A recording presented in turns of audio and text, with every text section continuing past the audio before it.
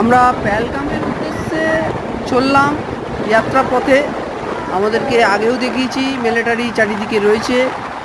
এখন আমরা টানেলে ঢুকছি। সেই টানেলেও আমাদের আগে কনভয়, পেছনে কনভয়, সাইডে আমাদের যখন যাচ্ছি আমরা যাত্রা করছি, আমাদের আগে কনভয়ের গাড়ি।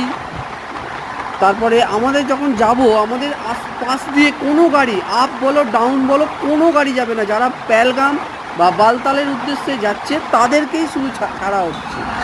আমরা যখন যাব আমরা ভিআইপি, আমরা হচ্ছি মন্ত্রী লেভেলের লোক।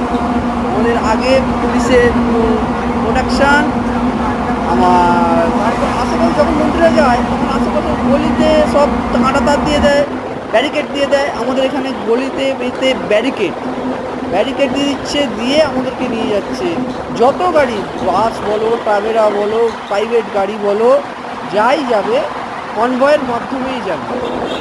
আমরা কোনো এদিক ওদিক থেকে কোনো গাড়ি ঢুকতে পারবে না। দেখছেন কনভয় পুরো চারিদিকে ঘুরছে।